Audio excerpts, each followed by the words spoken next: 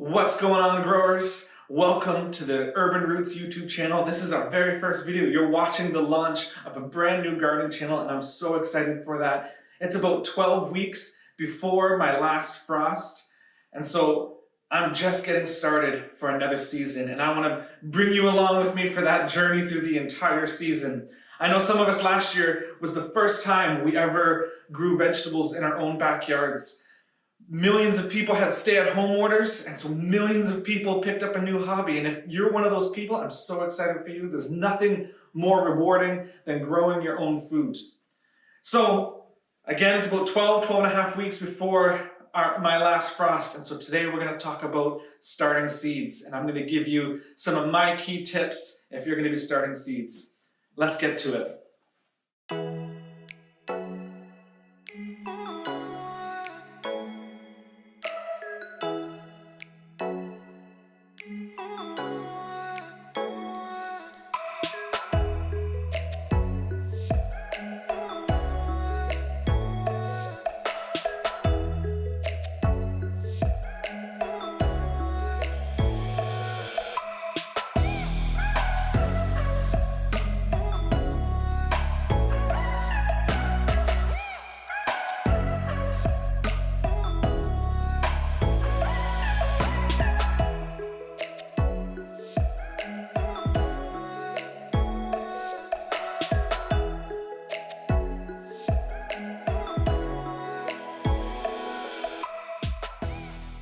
Millions of people started gardening last year, and maybe you're one of those people.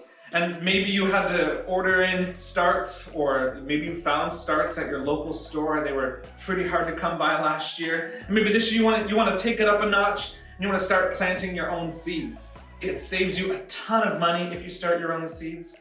And so I want to give you my 5 best tips. This is not an exhaustive list by any means. There are tons of other tips and tons of other ideas out there that you can get on starting seeds. I'm gonna give you my 5 top, but make sure you're also doing your research and looking into how to best grow your own seeds. And so here we go. Tip number 1, this is the first thing, and it seems kind of counterintuitive, but if you're planning on starting seeds indoors this year, don't start seeds just for the sake of starting seeds. You know, sometimes we get really excited about all these new ideas and new things to learn, and we want to just go crazy and start all kinds of seeds. Some seeds are better started outdoors anyways, like radishes and lettuce and things like that, in my opinion. They're much better if you start them in the ground. Carrots especially. I don't even think I've ever been able to successfully grow carrots from planting a seed in a container and starting it indoors.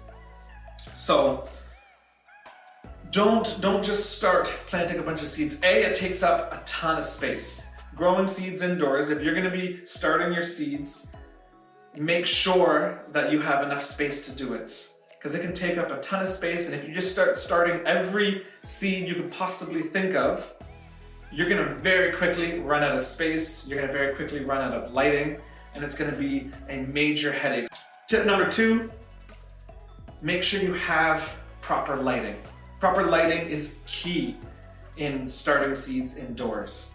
You can't just throw seeds in a container and put it in a windowsill. You need to make sure that if you're gonna do that, that windowsill gets adequate lighting, and if it doesn't, you're gonna need to add artificial lighting. And there's a couple key mistakes that people do when they do that. When they find lights that they wanna use, oftentimes A, they don't have enough lumens, or B, they have the wrong temperature, what we call Kelvin in lights. Essentially the lumens is how much light you're giving off, and you can't just use a regular incandescent light bulb. If you want to start growing seeds, you need a minimum of 5,000 lumens in your lights. You could get some results with slightly less, but your plants are gonna struggle, and if you're starting seeds indoors right now, you want to make sure that you have the strongest and healthiest plants for when we move them outdoors. So make sure you have a minimum of 5,000 lumens. Kelvin is actually what we call the light temperature. When you see a light spectrum, when you see a light and it kind of has a bluish hue to it, or a reddish hue to it, that's what we call the light temperature. And the higher the temperature, essentially the brighter the light is going to be. And you're going to want something that, again, is a minimum of 5,000. I recommend 6,500 Kelvin for any light that you're going to use. It's going to look very bright and very blue. It's not a very comfortable light if you're going to be using that room to do work in, but it is a fantastic spectrum for your plants. They're going to get the most light, they're going to be the strongest and get the best start and be able to be well nourished from that kind of light. You can't beat sunlight, so if you have a greenhouse that's heated at this time of year, again, it's like 12 weeks before my last frost date, so it's pretty cold outside, so I don't think I would be starting many seeds in an outdoor greenhouse without heating. But the best possible light you can get is sunlight. And if you're gonna use artificial lighting, make sure you have enough lumens, minimum of 5,000, and you have the proper light spectrum, enough Kelvin, which is 6,500 in my opinion, I think is the best way to go. Tip number 3, make sure you're not using too small of a container for what you're starting. Seed starting containers come in all kinds of shapes and sizes. These are some of my favorites here. This is the most common you'll see that you get at a nursery when you buy your starts there. And these are great if you're growing something for about a month, maybe a month and a half you could push it. But if it's going to be growing any longer than that, it's going to very quickly get root bound. It's going to run out of nutrients. It's going to have a hard time growing and being strong in this container if it's any longer than that amount of time. So this is the type of thing that I'll start my peppers in, or I'll start my tomatoes in, because those are things that I'm only going to grow inside for about 4 to 6 weeks, and then I'm going to start moving them outside. So obviously that's not things that I would be planting now. I also have these containers. These containers are fantastic. I got these at a nursery one time and I use them every year for the past couple of years. I usually start my brassicas in there, things that I want to get started and have in here for about 2 months. But my all-time favorite container that I'll start all kinds of things, including tomatoes and peppers even, is 3.5-inch pots. They're very cheap, that you can get them off Amazon, and they're incredibly cheap. You can find other suppliers that provide them as well, and they're a fantastic pot to grow in, especially now where I'm 12 weeks before my last frost date. I'm going to be looking to start some things in the next couple weeks. Onions, I'm going to start about 10 weeks before I move them outside, so we'll be starting those very shortly.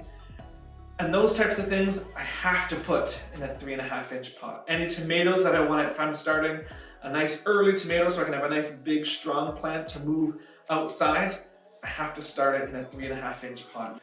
The next tip that I think is very important is make sure you have proper growing medium. This right here, this is just Pro Mix. I buy a bale of it every year. Here in Toronto, it costs about $35-40 for a bale, and that usually lasts me for the entire season. For any seeds I'm going to be starting from February until mid-August is usually when I start my last plants for my fall garden.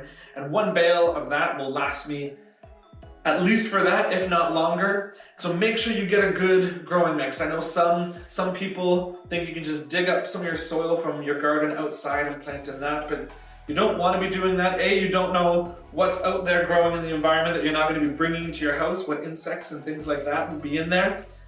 But also, you don't know what weed seeds are in there or anything like that. Getting a good, solid starting mix is a vital key aspect to starting your seeds, something rich in organic matter with a lot of nutrients. The other thing that people often do when they're starting their seeds, and I've seen it many times before, is when they're starting them, they're gonna take their soil and they're just gonna throw it in there. Once it's full, smooth it out over the top, and they're gonna drop their seeds in, and they'll sprinkle a little over and have a nice technique in that way. But actually, a little trick that I think is so important that many people overlook is make sure that your soil is actually not too loose. If your soil is too loose, your seeds might do fine depending on how long you're growing in there. But really, when you go to try to transplant it and your root ball just falls apart, it's one of the most frustrating things when you're trying to transplant your starts outdoors, and it can really weaken the plant and increase shock. So make sure you don't want the soil packed down and compact, but make sure you're not just throwing the soil in there and that it's not too loose, that you're giving it a good little pat down before you put your seeds in there and cover them up. That will give it a good start. That'll give it great soil for it to build and be stable and have lots of soil structure for it to grow its roots in. And your plant will be incredibly happy and do very, very well. The final point I want to make about starting seeds. Make sure, and this goes with growing the size of your pot for growing, but also make sure that you don't have your transplants in too long. You don't want to be growing them indoors for too long of a time. You don't want them in the container. Plants are not meant to be grown in a container like this or even in a container like this. There's very few plants that would thrive in something like that, and even fewer vegetables that would thrive in something of this size. And so make sure that you're not letting them get too old, too tall, don't grow them for too long in there. The older a plant is, the harder it's gonna be to transplant it, because the older a plant is, the worse transplant shock is.